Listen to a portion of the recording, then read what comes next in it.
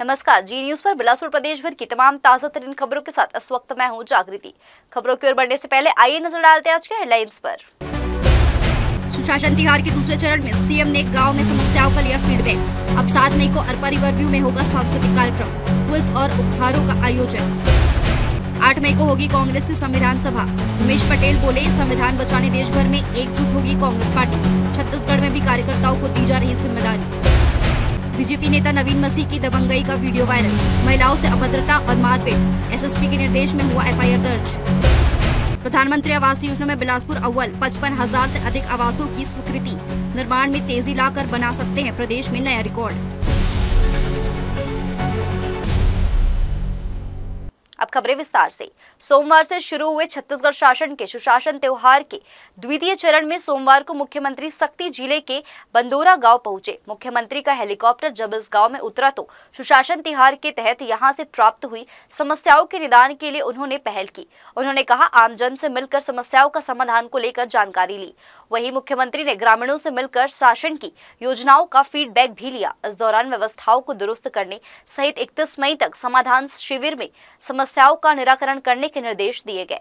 गौरतलब है कि सुशासन त्योहार के माध्यम से छत्तीसगढ़ शासन प्रदेश में व्याप्त समस्याओं में कमी लाने के लिए पहले चरण में जहां आवेदन आमंत्रित कर समस्याओं के निराकरण का पहल किया गया, तो वहीं अब दूसरे चरण में आए आवेदनों के निराकरण को लेकर कोशिश की जा रही है, जिसके तहत सरकार खुद जनता के द्वारा जाकर इन समस्याओं का समाधान कर रही है और उनसे सीधा संवाद कर रही है। सोमवार को मुख्यमंत्री का काफिला एक जिले में उतरा है। इसी तरह 31 मई तक मुख्यमंत्री प्रदेश के किसी भी जिले के चुनाव में पहुंचकर समस्याओं के निदान के लिए अधिकारियों को निर्देशित कर वहां विकास को गति देने का प्रयास करेंगे।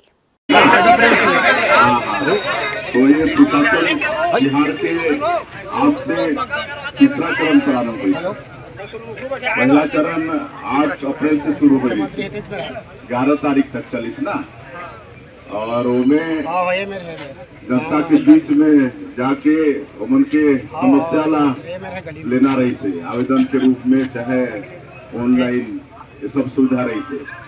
तो अपन अपन समस्या ला बताए रहे हो, अधिकारी भी आइन हुई अपन के पंचायत में, और उसके बाद 11 से कल तक अधिकारी मन अपन के समस्या के समाधान करें होगी।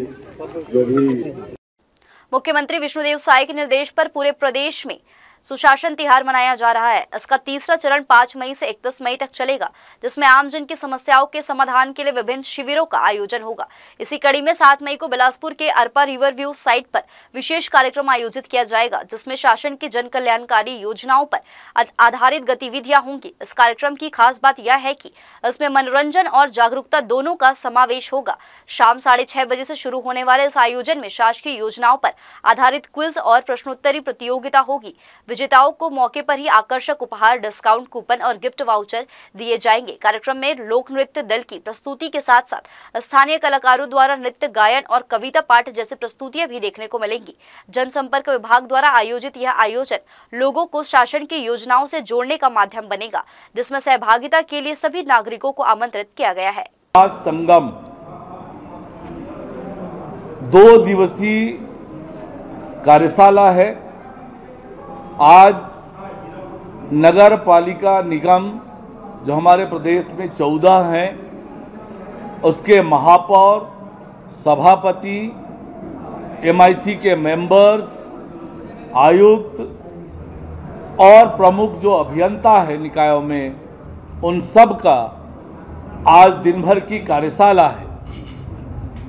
नगरीय निकायों के सामने चुनौतियां क्या है, आने वाले 5 सालों में हमें नगरीय निकायों में क्या करना है, किस प्रकार से देश और दुनिया के शहरों में अलग अलग प्रकार से इनोवेटिव काम हो रहे हैं, उन सब की जानकारी आज हमने साझा की है।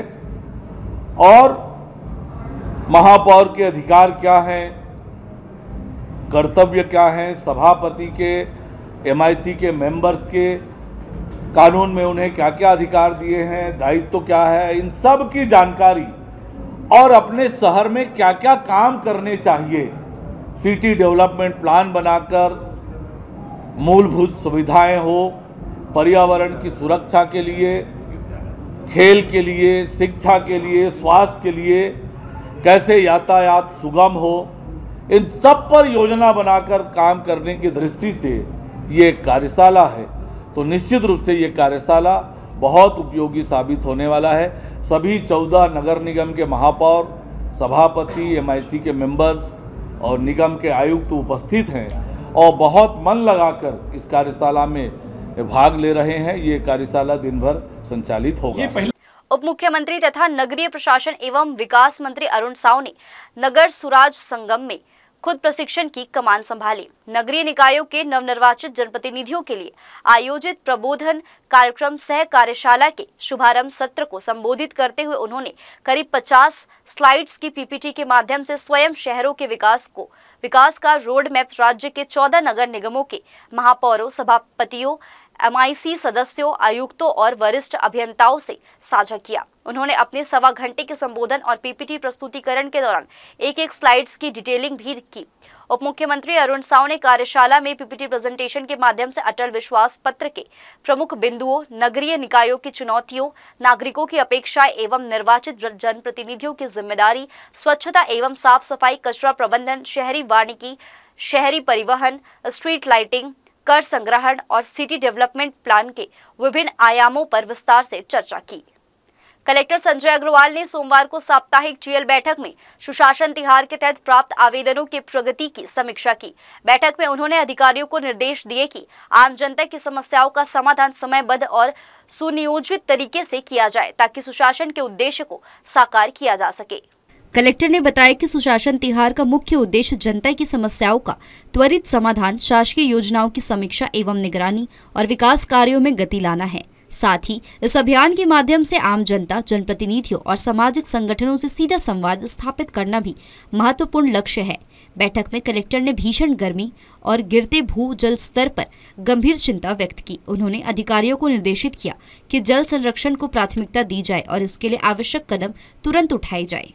इसमें जैसा हम सब लोगों को पता है कि लगभग 30% 35% पानी बचा है और अभी पूरे 2 महीने, लगभग 1.5 से 2 महीने हैं हमारे पास। तो पानी का दुरुपयोग कम से कम हो, जितनी ज़रूरत है उतना ही पानी का उपयोग करें और आने वाले समय में आगे इस तरह की और विकराल स्थिति नहीं हो। तो हम कैसे आने वाले समय में बरसात का जो पानी है उस पानी को हम जितना ज़्यादा रोक सकते हैं, जितना ज़्यादा हम अंडरग्राउंड उसका पानी को कर सकते हैं, ताकि हमारे जो वाटर रिसोर्स जो सोर्स है, जो वाटर टेबल जो नीचे चला गया है उसमें कुछ पूर्ति हो सके।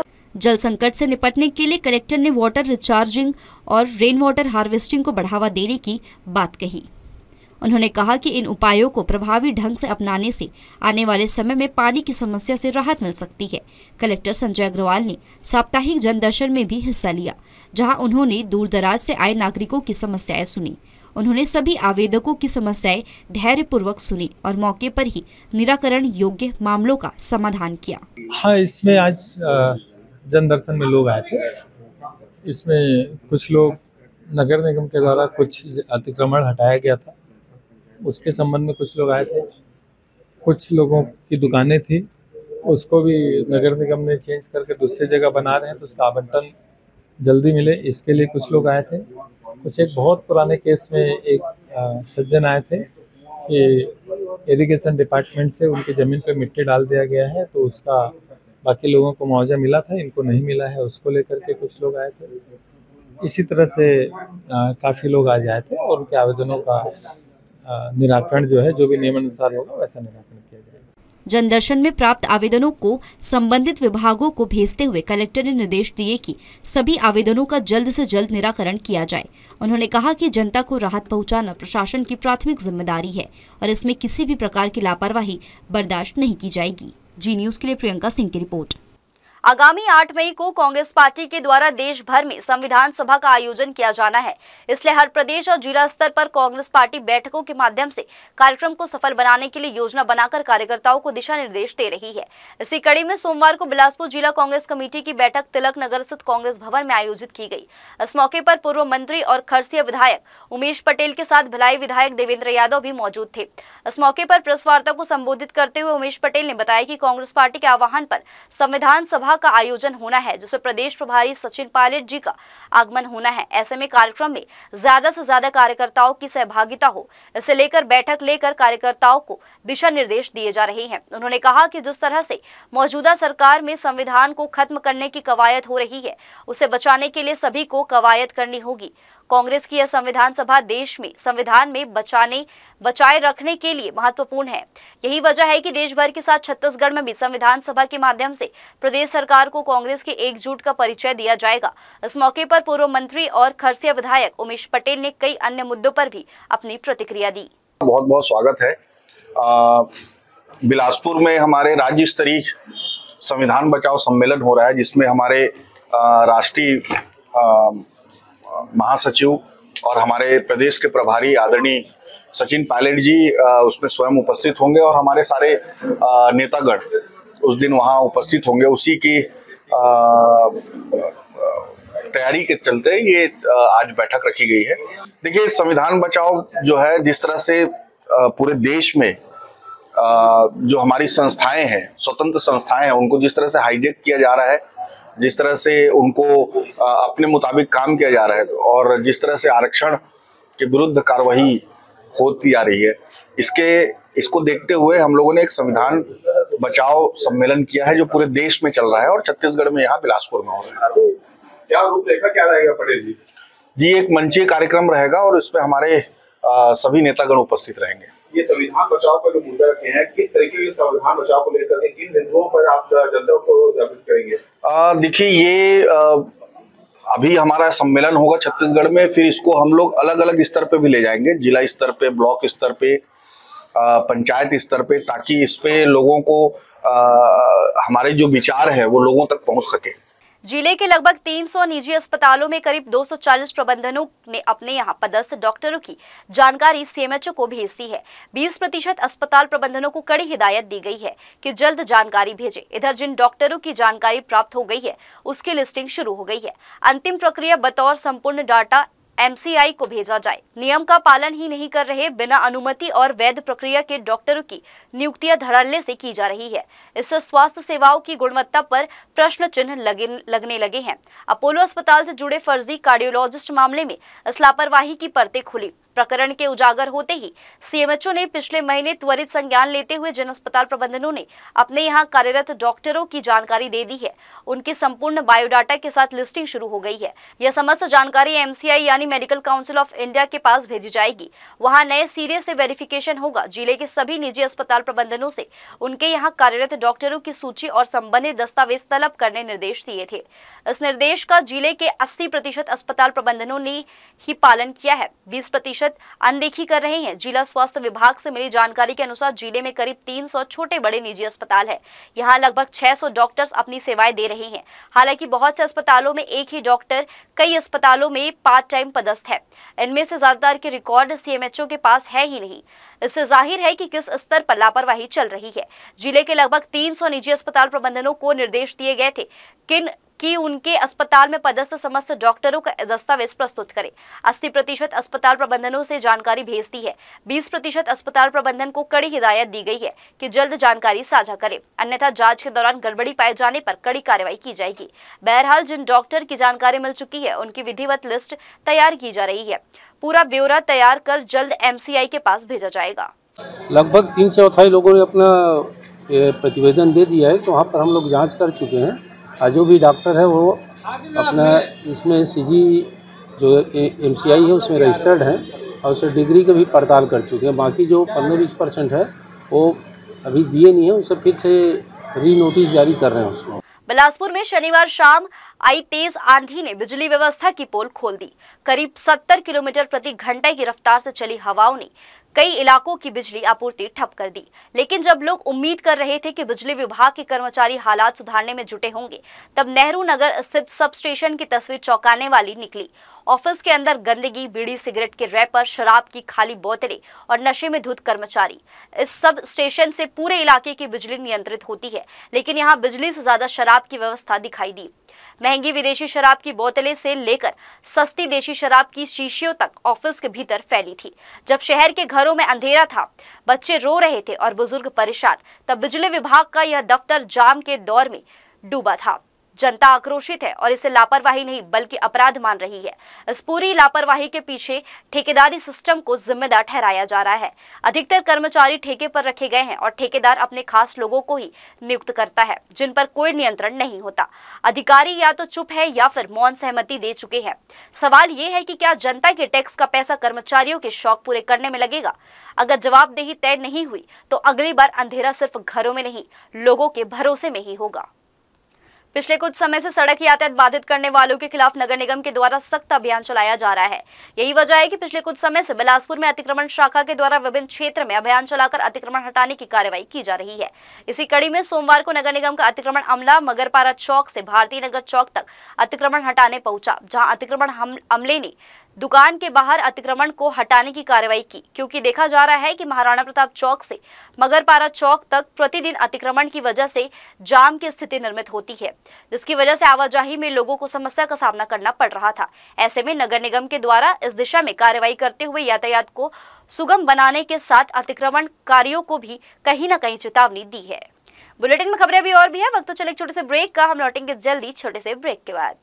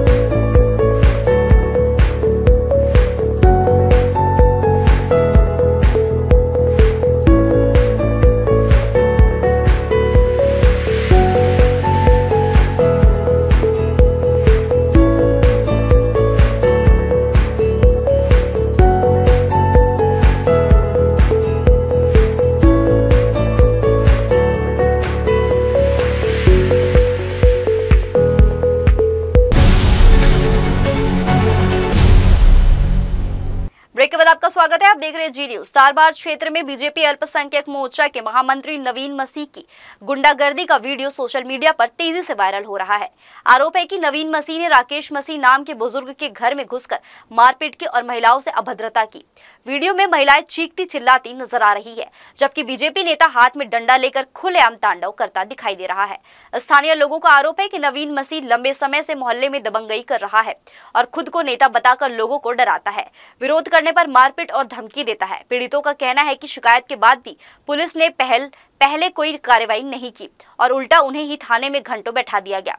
हालांकि जब यह वीडियो वायरल हुआ और मामला मीडिया में आया, तब जाकर पुलिस हरकत में आई और नवीन मसीह के खिलाफ मामला दर्ज किया गया। बताया जा रहा है कि विवाद की जड़ एक जमीन का पुराना विवाद है, लेकिन मोहल्ले वासियों का कहना है कि नवीन मसीह पहले भी कई बार ऐसी हरकतें कर चुका है और राजनीतिक रसूख के चलते अब तक बचता आया है। सर, आंधी तूफान आया तो मकान का छत गिर गया टूट के। अब मैं उसको रिपेयरिंग करवाने के लिए कर रही थी, वैसे नवीन मसीह आया और गाली गुप्ता करने लगा और मारपीट करने लगा और नेतागिरी का धमकी दे रहा है। मैं बीजेपी का नेता हूँ, हाँ मेरा क्या हो जो होगा, ऐसी करके बोल रहे थे। जो करना है जाओ कर लो, ऐसी करके मेरे को धमकी दे रहा था। मेरी को बाल पकड़ के मारे, मेरा कपड़ा फाड़े और मेरी लड़की का भी बाल पकड़ के घसीटे। मेरा पति को बत्ता से मारे हैं, सर फट गया है सर। हाँ, मैं रिक्वेस्ट करती हूँ कि जनताओं से कि मेरा छत बनना चाहिए मेरा घर का। मैं घर में नहीं थी, कल अपने मायके में थी और मेरे हस्बैंड भी अपने दुकान में थे लस्सी सेंटर में। तो हमारा घर ताला बंद था। वो जो घर है हम लोग का दोनों भाई के नाम में है, मेरे जेठ के और मेरे पति के नाम में, हस्बैंड के। तो हम अपने अपने घर को बनाना चाहिए। तो इन लोग बोल रहे जो हमारा घर है उसको हम लोग को दे दे। और हम लोग कल नहीं थे घर में, मैं अपने मायके गई हुई थी, मेरा पति अपने दुकान में था। तो इन लोग घर का दीवार को पूरा तोड़े हैं हमारे घर को, और तोड़ के घुस के सामान को कुछ को बाहर निकाले हैं। तो मेरी सास जाके उनको फ़ोन करके बुलाई मेरे हस्बैंड को। वो आए हैं तो बोले वाले हैं, तो उसको ये लोग मारे हैं सब कोई मिल के, उसके बेटा दोनों, इसके बेटा बेटी, उसके माँ बाप सब भाई भाभी भतीजी सब मिल के उसको मारे हैं।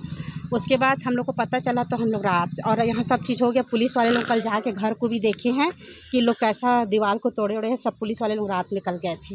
थाना सिरगिटी क्षेत्र में अपराध की रफ्तार थमने का नाम नहीं ले रहा। मारपीट, चाकूबाजी के बाद अब चोरी की घटनाएं भी तेजी से बढ़ रही है। बीते कुछ दिनों से क्षेत्र में लगातार चोर उचक्के सक्रिय है, जिन पर पुलिस का कोई खौफ नजर नहीं आता। हालात इतने बिगड़ चुके हैं कि आम लोगों को अपने ही घर में सुरक्षा का भरोसा नहीं रहा। ताजा मामला तिफरा यदुनंदन नगर का है, जहां रहने वाले राजेंद्र मेश्राम के मकान को चोरों ने अपना निशाना बना लिया। हाल ही में उनके ही घर में गमी के कारण मकान सूना था और परिजन पास के रिश्तेदारों के घर ठहरे हुए थे। इसी दौरान चोरों ने सुनसान घर में धावा बोलकर नगद रकम और लाखों रुपए के जेवरात पर हाथ साफ कर दिया। घटना के बाद से मोहल्ले में दहशत है और लोगों का गुस्सा फूट पड़ा है।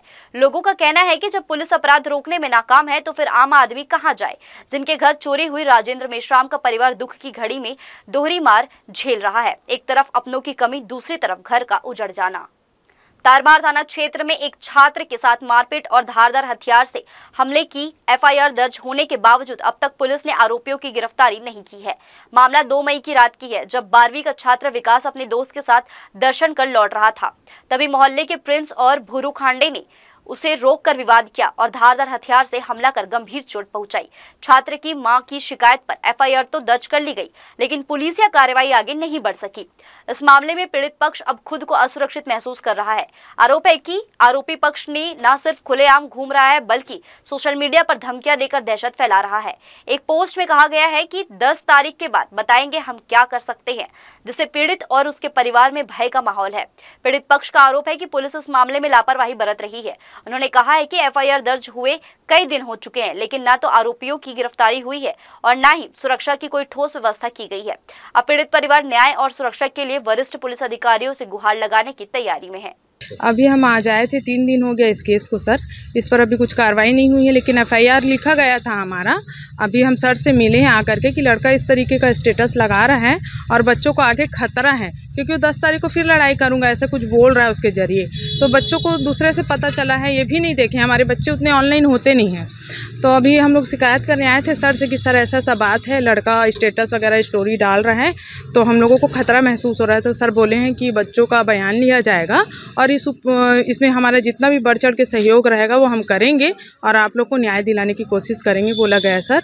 अभी इसी आश्वासन के साथ हम घर प्रस्थान कर रहे हैं। बाकी आप लोग से भी निवेदन है कि हम लोगों को न्याय दिलाने में हमारा साथ दें। इंस्टाग्राम में स्टेटस लगा रहा है कि 10 तारीख के हम लोग को मतलब घेरेगा, मतलब मारने के लिए बीच में वो करेगा।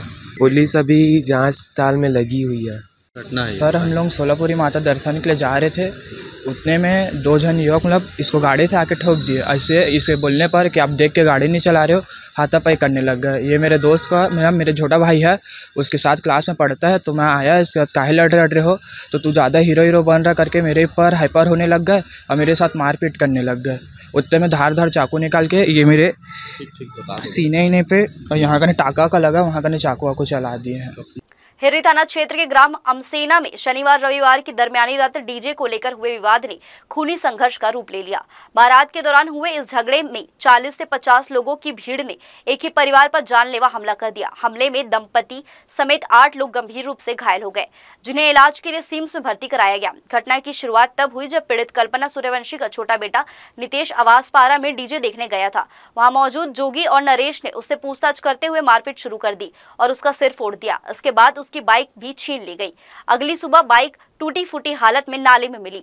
बाइक देखकर परिवार ने पूछताछ शुरू की तो नरेश और जोगी ने अपने रिश्तेदारों व मोहल्ले के करीब 40 से 50 लोगों को इकट्ठा कर लिया। भीड़ ने लाठी, रॉड, हंसिया और कुल्हाड़ी से लैस होकर सूर्यवंशी परिवार के घर में घुसकर हमला कर दिया। घर में मौजूद कल्पना, उनके पति अर्जुन सूर्यवंशी और बच्चों को बेरहमी से पीटा गया। हमले में सभी को सिर, पेट, पीठ, हाथ, पैर और चेहरे पर गंभीर चोटें आई है। पूरा परिवार खून से लथपथ हालत में सिम्स अस्पताल लाया गया, जहाँ सभी का इलाज जारी है। पुलिस ने मामला दर्ज कर जांच शुरू कर दी है। कब था शादी? कल बारात आई थी मेरी बेटी की, तो मेरे छोटे वाला लड़का उस मोहल्ले के घर में जो शादी, वो दूसरे मोहल्ले में आवासपारा में, तो वहाँ पर शादी था। तो वहाँ डीजे आया हुआ था, मेरे छोटे वाला लड़का हितेश वहाँ गया, तो डीजे के पास खड़ा हुआ। तो उसमें से जोगी और नरेश बोला कि आप यहाँ क्यों आए? तो मेरे बेटे बोला कि ठीक किया, आया हूँ तो बाजा आया है तो आया हूँ। तो लोग धक्का मुक्की करने लगा, मेरा छोटा बेटा गाली गलौज करने लगा। उसके बाद उसके घर के, क्या नाम छोटे बेटे का? हितेश करियारे। उसके बाद उसके घर के महिला और पुरुष मेरे छोटे वाले लड़के को बहुत मारा साहब, बहुत मारा, सर भी फट गया था। तो हम लोग रात को समझौता कर लिए। उसके बाद घर लेकर आ गए और गाड़ी को लोग गायब कर दिए। रात को बहुत खोजने पर भी गाड़ी नहीं मिला। और फिर सुबह गाली गलौज हम लोग भी दिए कि हमारी गाड़ी नहीं मिल रहा है करके। तो लोग गाड़ी को तोड़ के पूरा कुछ भी नहीं बचा गाड़ी का, ला के नाली में फेंक दिए।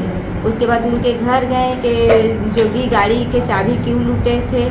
तो जोगी बोलने लगा मैं नहीं लूटा था, और जोगी ही लूटा था, जोगी गढ़ेवाल और नरेश गढ़ेवाल, और उसके साथ में था ज्वाला लिबर्टी।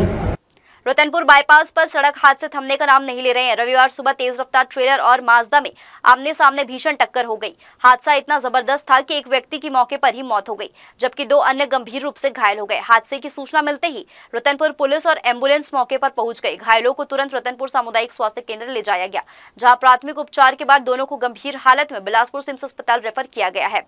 मृतक की पहचान और अन्य जानकारी जुटाई जा रही है। हादसे के बाद कुछ देर के लिए सड़क पर जाम की स्थिति बन गई थी। पुलिस ने तत्काल कार्रवाई करते हुए माजदा वाहन को किनारे हटवाया और यातायात को सुचारू रूप से चालू कराया। स्थानीय लोगों ने बाईपास पर ट्रैफिक कंट्रोल और सुरक्षा के पुख्ता इंतजाम की मांग की है। प्रधानमंत्री आवास योजना के तहत छत्तीसगढ़ में आवास निर्माण को लेकर जिलेवार प्रदर्शन में बिलासपुर जिला सबसे आगे नजर आ रहा है। जिले ने 55,316 आवासों की स्वीकृति प्राप्त कर पूरे प्रदेश में एक नई मिसाल कायम की है। रायगढ़ जिले ने अब तक 14,645 आवासों का निर्माण कर प्रथम स्थान हासिल किया है, जबकि निर्माण कार्य के मामले में बिलासपुर जिला तीसरे स्थान पर है, जहां 13,917 आवासों का निर्माण पूरा किया गया है। निर्माण की गति भले थोड़ी धीमी हो, लेकिन स्वीकृति के मामले में बिलासपुर सबसे आगे है।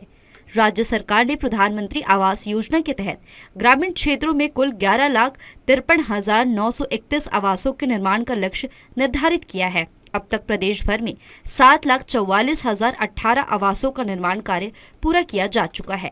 बिलासपुर को प्रदेश सरकार द्वारा 66,386 आवासों का लक्ष्य दिया गया है, जो सभी जिलों में सर्वाधिक है। ऐसे में स्पष्ट है कि शासन ने जिले पर सबसे ज्यादा भरोसा जताया है और इस योजना को लागू करने की सबसे बड़ी जिम्मेदारी भी बिलासपुर के कंधों पर है। जी बिल्कुल, शासन की बहुत ही महत्वपूर्ण योजना है, जिसके अंतर्गत बिलासपुर जिले को इस साल हमको 66,000 मकान लक्ष्य प्राप्त हुआ है, जिसमें से हमने 55,500 मकान स्वीकृत कर दिया है और पूरे स्टेट में सर्कुलेशन में हम नंबर 1 पे हैं। वहीं पूर्णता के मामले में हमारा जिला आज नंबर 3 के स्थिति में है। लगभग 14,500 मकान हमारे पूर्ण हो चुके हैं और शेष मकान हमारे प्रगतिरत पे हैं, और हमने 32,600 परिवारों को सेकेंड किस्त प्रदान कर दिया है, जो कि पूरे स्टेट में फर्स्ट नंबर पे है। बिलासपुर प्रशासन ने इस दिशा में प्रभावशाली कार्य करते हुए समय पर स्वीकृतियां प्राप्त कर ली है, जिससे जिले में निर्माण कार्यों को गति दी जा सकेगी। स्वीकृत आवासों की संख्या यह भी दर्शाती है कि जिला प्रशासन ने योजना के क्रियान्वयन में गंभीरता दिखाई है। प्रधानमंत्री आवास योजना जैसी जनहितकारी योजना के सफल क्रियान्वयन से न सिर्फ लोगों को पक्का मकान मिल रहा है, बल्कि यह ग्रामीण क्षेत्रों के जीवन स्तर को भी बेहतर बना रहा है। बिलासपुर जिले की यह उपलब्धि अन्य जिलों के लिए भी प्रेरणादायक साबित हो सकती है। जी न्यूज के लिए प्रियंका सिंह की रिपोर्ट। उप मुख्यमंत्री अरुण साव ने कहा कि आदि शंकराचार्य ने अद्वैत वेदांत और सनातन धर्म के माध्यम से पूरे भारत को एक सूत्र में पिरोया। वे मात्र 32 वर्ष की आयु में सनातन परंपरा को नया दर्शन, संगठन और दिशा देने वाले युग पुरुष थे। साव राजधानी रायपुर के शहीद स्मारक भवन में आयोजित शंकराचार्य जयंती उत्सव समारोह में छत्तीसगढ़ सनातन दशनाम गोस्वामी समाज को संबोधित कर रहे थे। इस अवसर पर उन्होंने समाज के सामुदायिक भवन निर्माण के लिए 25 लाख रुपए देने की घोषणा की। उन्होंने कहा कि आज जब सांस्कृतिक मूल्य क्षीण हो रहे हैं, तब शंकराचार्य जी के सिद्धांत और संदेशों को जन जन तक पहुंचाना आवश्यक है। उप मुख्यमंत्री ने युवाओं से सनातन धर्म की गरिमा को समझने और समाज में उसका प्रसार करने का आह्वान किया। इस अवसर पर समाज के प्रतिभाशाली विद्यार्थियों और विशिष्ट व्यक्तियों को सम्मानित किया गया। समारोह में महंत डॉक्टर रामसुंदर दास, महंत विवेक गिरी समेत अनेक गणमान्य नागरिक उपस्थित रहे। वृंदावन धाम के स्वामी यदुनंदन सरस्वती महाराज ने प्रेस क्लब में पत्रकारों से धर्म और अध्यात्म पर चर्चा में कहा, राम मंदिर की स्थापना को लेकर शंकराचार्य का अभिमत शास्त्रीय पक्ष को लेकर था, जिसे भाजपा नहीं मानती। इसलिए सरकार ने स्थानीय पंडितों के बताए अनुसार प्राण प्रतिष्ठा कर दिया। स्वामी यदुनंदन ने कहा, बिलासपुर से उनका नाता 30 सालों से भी पुराना है। वे मूलतः छत्तीसगढ़ के जांजगीर चांपा जिले के निवासी है, जिन्होंने बाल्यकाल में संन्यास लेकर घर त्याग दिया था। उन्होंने कहा, आस्था और धार्मिक कार्यों में आडंबर का बोलबाला है, सब कुछ दिखावे के लिए किया जाता है। इसके लिए मीडिया की भूमिका भी कमतर नहीं है। ये तो स्वार्थ निहित है, उसका जो है आम जनता स्वयं विरोध नहीं करती है, नहीं वहाँ के प्रबुद्ध वर्ग को, वहाँ के पत्रकारों को, वहाँ के संतों को जो जहाँ रहते हैं, जैसे सोशल मीडिया पे ऐसे बहुत लोग हैं जो इन चीजों की बुराई करते हैं, तो उनको तो गाली तक पड़ती है, लेकिन आपके तरफ तो उनका समर्थन करने कभी हमने नहीं देखा कि वो सामने आया, हाँ वो सही कह रहा है। नहीं, ऐसा कोई समर्थन नहीं करते। जो अच्छे साधु हैं वो अनुचित बात का विरोध करते हैं। बिलासपुर सरकंडा स्थित श्री पीताम्बरा पीठ त्रिदेव मंदिर में मां बगलामुखी प्राकट्य महोत्सव का भव्य आयोजन किया गया। पुष्य नक्षत्र एवं अष्टमी तिथि के पावन योग में मां का षोडश मंत्रों से अभिषेक व श्रृंगार कर शस्त्रार्चन किया गया। महोत्सव की शुरुआत रुद्राभिषेक, देवी त्रिपुर सुंदरी सहित अन्य देवियों के विशेष पूजन, श्रृंगार व 56 भोग अर्पण के साथ हुई। पीठाधीश्वर आचार्य डॉक्टर दिनेश महाराज ने जानकारी दी कि मां बगलामुखी को पीला रंग अति प्रिय है, अतः पीले फूल, फल एवं वस्त्र से पूजन करने से देवी की विशेष कृपा प्राप्त होती है। इस अवसर पर श्रद्धालुओं को बगलामुखी देवी एवं दुर्लभ पारद शिवलिंग के संयुक्त दर्शन प्राप्त हो रहे हैं, जो एक अद्वितीय संयोग है। यह शिव शक्ति की संयुक्त कृपा से युक्त दर्शन श्रद्धालुओं को आध्यात्मिक उन्नति और सकारात्मक ऊर्जा प्रदान करता है। पारद शिवलिंग की पूजा से आर्थिक समृद्धि, वैभव और सकारात्मक ऊर्जा प्राप्त होती है। वहीं मां बगलामुखी की कृपा से शत्रु बाधाओं से मुक्ति मिलती है। मंदिर में दर्शन करने आए श्रद्धालुओं ने इस दुर्लभ संयोग का लाभ उठाया और सुख शांति की कामना की। यह आयोजन भक्तों के लिए आत्म साक्षात्कार और साधना की दृष्टि से अत्यंत फलदायी बताया जा रहा है। डॉक्टर दिनेश महाराज ने बताया कि माता बगलामुखी 10 महाविद्याओं में 8वीं महाविद्या है और उन्हें पीताम्बरा भी कहा जाता है। इनकी उपासना से वाद विवाद में विजय, रोग निवारण, मुकदमों से मुक्ति, विवाह बाधा जैसी समस्याओं का समाधान होता है।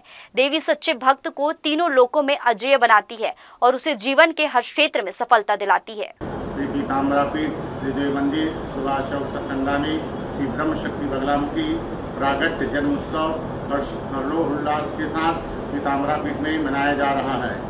वैशाख शुक्ल अष्टमी को भगवती बगलामुखी देवी का प्राकट्य हुआ था, परंतु इस बार अष्टमी वैशाख शुक्ल सप्तमी 4 मई 2025 को,